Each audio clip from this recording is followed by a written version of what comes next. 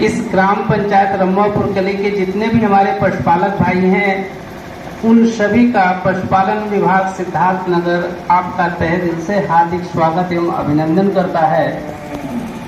आज जितने भी यहाँ पे हमारे किसान भाई आए हैं, उनको कुछ बेसिक जानकारी मैं देना चाहता हूँ। अगर ये बेसिक जानकारी आप अच्छे से समझ जाते हैं और उसका उपयोग अपने पशुओं पे करते हैं, तो काफ़ी हद तक आपके साथ ये सहूलियत होगा कि आपका पशु जल्दी से बीमार नहीं पड़ेगा।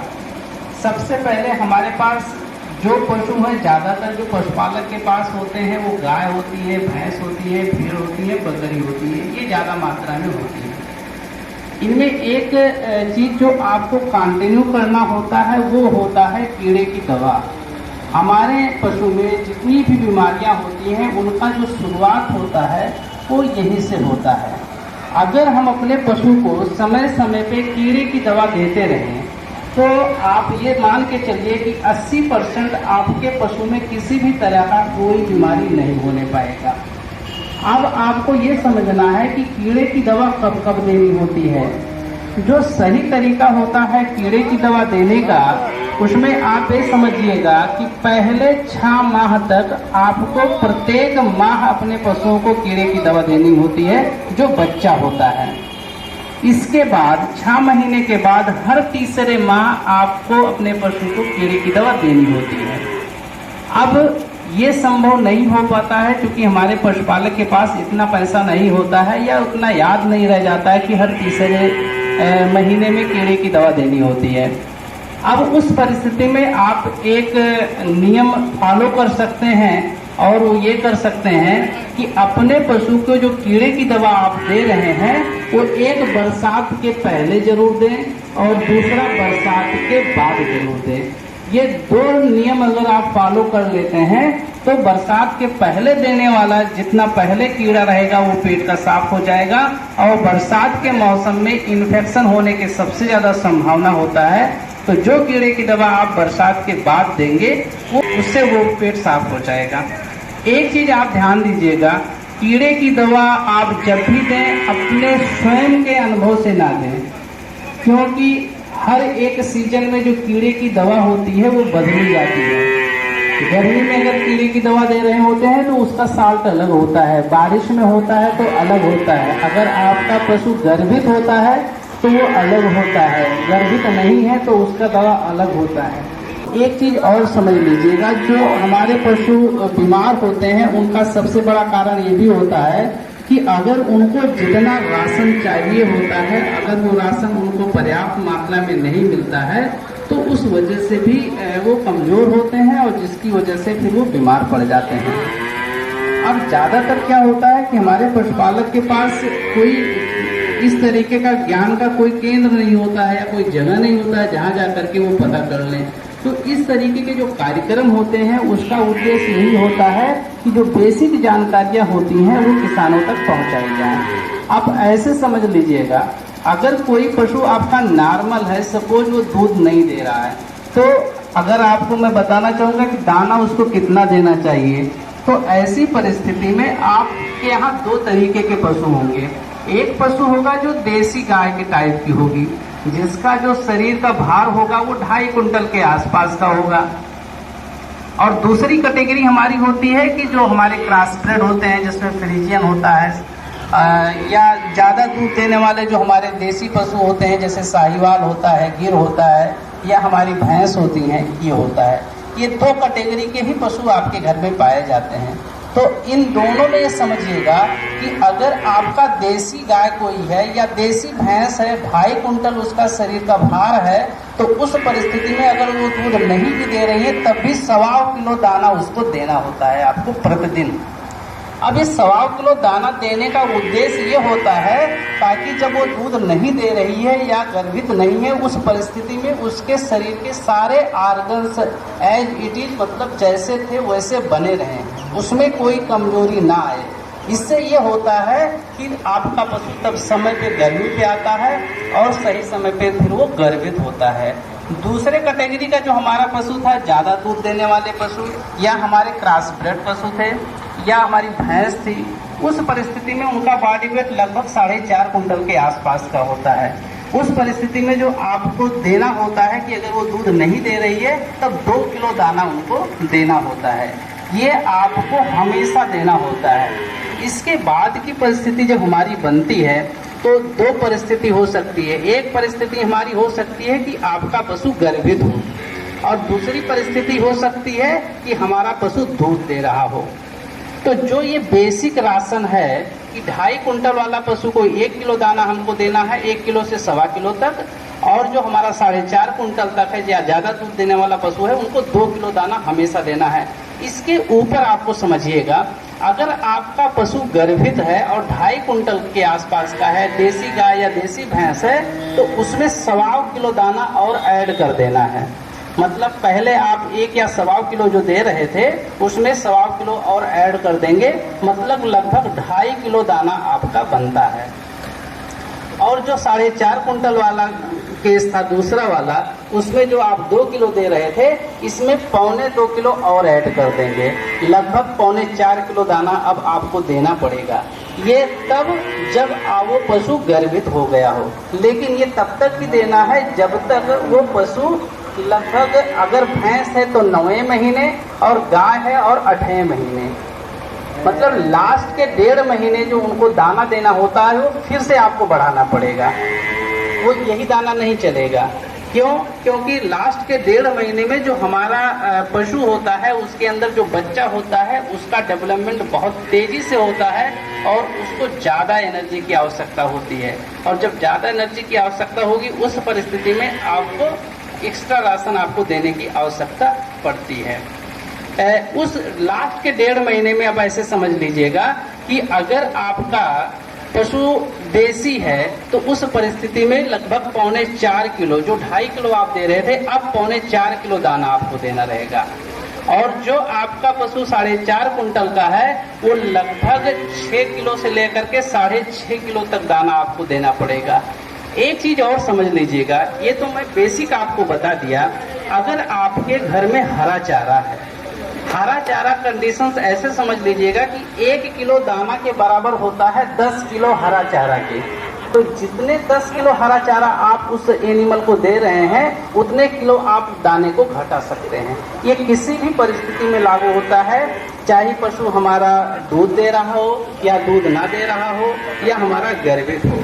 हमेशा अगर आपके पास हरा चारा जितना ज्यादा से ज्यादा उपलब्ध हो उतना ज्यादा से ज्यादा उसको प्रोवाइड करें, और हर एक 10 किलो पे जितना दाना बनता है, 1 किलो दाना बनता है, वो आप उसको माइनस कर देते हैं।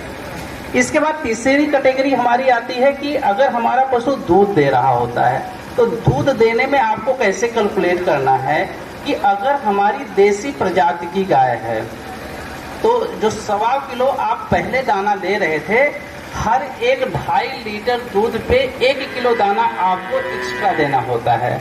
अगर कोई गाय है 24 घंटा में 5 लीटर दूध दे रही है तो 2.5 लीटर के अनुसार 2 किलो दाना ये हो गया, और 1.25 किलो दाना पहले था, मतलब टोटल 3.25 किलो दाना आपका बनता है, उसको देना होता है।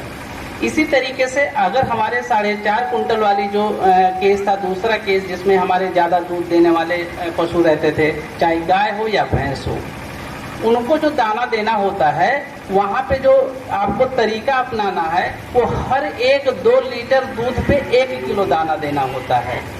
पहले उसका जो बेसिक था वो 2 किलो था, मतलब दूध ना देने पे भी उसको 2 किलो दाना देना पड़ता था। इसके बाद हर एक 2 लीटर पे आपको 1 किलो दाना आपको देना पड़ेगा।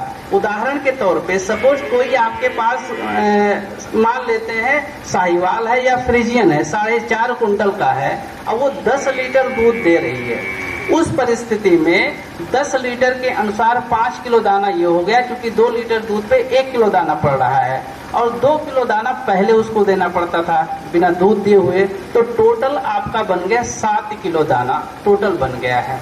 अब अगर आपके पास हरा चारा उपलब्ध है तो 10 किलो मान लो हरा चारा दे रहे हैं तो दाना कम हो जाएगा, 6 किलो हो जाएगा। अगर आपके पास हरा चारा और ज्यादा है तो इसको 20 किलो कर दीजिए तो दाना आपका 5 किलो हो जाएगा। तो ये हमेशा याद रखिएगा कि दाना कंप्लीट तब दीजिएगा जब आपके पास हरा चारा उपलब्ध ना हो। लेकिन अगर आपके पास हरा चारा जिस मात्रा में उपलब्ध होता है उसी मात्रा में हम दाने की मात्रा को कम कर सकते हैं। अगर इसी में एक चीज और देखिएगा, कुछ भैंस आपके यहाँ ऐसी होती हैं कि जिनका फैट परसेंट बहुत ज़्यादा होता है, 8% के आसपास होता है। तो इसी में क्या करना होता है, अगर एक उदाहरण मैं दे रहा हूँ, एक हमारे पास कोई ऐसी भैंस है जो 4.5 कुंटल की है और 10 लीटर दूध दे रही है और उसका फैट परसेंट जो है वो 8% के आसपास है। तो उस केस में उस पशु को जो हमको खिलाना होता है, जो सूखा चारा जिसमें आप भूसा खिलाते हो, पुआल खिलाते हो, ये 6 किलोग्राम खिलाना होता है। और जो दाना खिलाना होता है, जो पहले 7 किलोग्राम हमने कैलकुलेट किया था, अब उसमें 1 किलोग्राम और बढ़ा देना होता है, मतलब टोटल 8 किलोग्राम दाना हो गया। लेकिन ऐसे परिस्थिति में अगर आपका पशु 8% फैट के साथ 10 लीटर दूध दे रहा है तो हरा चारा आप कोशिश कीजिए कम से कम उसको 20 किलो हरा चारा जरूर दीजिए। और जब 20 किलो हरा चारा दे देंगे तो जो दाना आपका 8 किलो हुआ था वो 2 किलो कम हो जाएगा। मतलब अब टोटल राशन इसको कितना देना है, 6 किलो भूसा देना है, 6 किलो दाना देना है और 20 किलो आपको हरा चारा देना है। हरा चारे में चाहिए आपके पास चरी हो, चाहे दूब घास हो या आपके पास बरसीम हो, जो भी उपलब्ध हो आप ये दे सकते हैं। आपके सिद्धार्थ नगर के जितने डेयरी फार्म खुले हुए थे वहाँ पे 90% ये गौशालाएं हमारी असफल रही हैं। उसका हमने निरीक्षण किया है और निरीक्षण करने के बाद वो असफलता का जो सबसे बड़ा कारण था वो ये था कि उस एनिमल्स को जिस रेशियो में दाना चाहिए होता है या हरा चारा चाहिए होता है वो पशुपालक उसको उपलब्ध नहीं करा पा रहा था, जिसकी वजह से क्या होता है कि पशु धीरे धीरे कमजोर हो जाता है। और जब कमजोर हो जाता है लास्ट के स्टेज में फिर वो पशु बीमार होता है और फिर पशुपालक जितना पहले कमाया रहता है वो सारा का सारा पैसा उसके इलाज में लगा देता है और अंत में ये होता है कि जो लोन लेकर के उसने काम किया है उसको अपना खेत बेच करके लोन जमा करना पड़ता है। मतलब इसमें टोटल जो कमी थी वो मैनेजमेंट का था। अगर हम मैनेजमेंट प्रॉपर्ली कर ले जाएंगे तो हमको पशुपालन में सफलता मिलने की संभावना बहुत प्रबल हो जाएगी। जितना हमारा मैनेजमेंट पार्ट कमजोर होगा उतना हम पशुपालन क्षेत्र में नुकसान में रहेंगे। एक कीड़े की दवा के साथ साथ एक चीज और मैं बताना चाहूँगा कि आप अपने पशुओं को जो मिनरल मिक्सचर्स होता है ये देना अब बहुत जरूरी हो गया है। पहले इसकी आवश्यकता नहीं रहती थी। क्यों नहीं रहती थी? कि हमारे खेतों में ये मिनरल्स आसानी से उपलब्ध हो जाते थे और वो मिनरल्स हमारे चारे के रूप में हमारे पशु तक पहुंच जाते थे। अब परिस्थिति ये हो गई है कि वो मिनरल्स उन खेतों में ऑलरेडी कम हो गए हैं। तो जो चारा हम अपने पशु को खिला रहे होते हैं वो पर्याप्त मात्रा में वो मिनरल्स हमारे पशु को नहीं मिल पाते हैं, जिसकी वजह से आप कुछ समस्याओं का सामना करना पड़ता है। आप देख रहे होंगे कि आपका पशु एक तो गर्मी पे नहीं आता है, तो ये जितने कॉम्प्लिकेशंस होते हैं वो सारे के सारे हमारे जो मिनरल्स होते हैं उनका जो डेफिशिएंसी होता है उसकी वजह से होता है। एक और सावधानी आपको बरतना है और ये सावधानी कब बरतना है, जब आपका पशु 1 साल का हो जाए, चाहे वो गाय हो चाहे वो आपकी भैंस हो। 1 साल तक आप उस पशु को जो भी खिलाना चाहे खूब जम के खिलाइए, लेकिन 1 साल के बाद आप कम से कम, वैसे तो मैं कहता हूं कि कीड़े की दवा आप हमेशा स्टार्टिंग से ही प्रॉपर समय पे दें, लेकिन मान लो नहीं दे पा रहे हैं तो 1 साल के बाद कीड़े की दवा सही समय पे दें और उसके साथ साथ मिनरल मिक्सचर्स आप सही समय पे चला दें। तो आप देखेंगे अगर आपका गाय है तो 1.5 साल पे गर्भित हो जाएगी और अगर आपका भैंस है तो वो 2.5 साल पे गर्भित हो जाएगा। यही बेसिक पैरामीटर होता है। जब आपका मैनेजमेंट सही होता है तो आप गाय 1.5 साल पे गर्भित करा ले जाते हैं और भैंस को 2.5 साल पे। नहीं तो आप देखते हैं कि 5 साल तक भैंस को खिलाते रहते हैं, 3-3, 4-4 साल तक गाय की बच्चियां को खिलाते रहते हैं, तो गर्भित ही नहीं हो रही है। तो ये सारी की सारी समस्याएं हैं जिसमें हमारा किसान जब जागरूक होगा तभी इस समस्या से वो निदान पा पाएगा। नहीं तो पशुपालन में एक चीज कहा जाता है कि अगर आपको अपने घर पे डॉक्टर बुलाने की आवश्यकता पड़ गई तो आप पशुपालन की जिस उद्देश्य की पूर्ति के लिए आपने पशुपालन किया है कि उससे हम धन अर्जित करेंगे उस परिकल्पना को आप पूरा नहीं कर पाओगे, क्योंकि पशुपालक के पास इतना ज़्यादा आय का स्रोत नहीं होता है। और पता चलता है कि वो जितना कमाया था उस पशु से, अगर 4 बार वो पशु बीमार हो गया तो सारा का सारा धन उसमें चला जाता है। तो इसलिए आपको धीरे धीरे जैसे जैसे हमारे खेतों में मिनरल की मात्रा कम होती जा रही है, हमारे आसपास का प्रदूषण बढ़ता जा रहा है, वैसे वैसे आपको एक मैनेजर की भांति वर्क करना पड़ेगा, तभी इस व्यवसाय से आप लाभान्वित हो सकेंगे।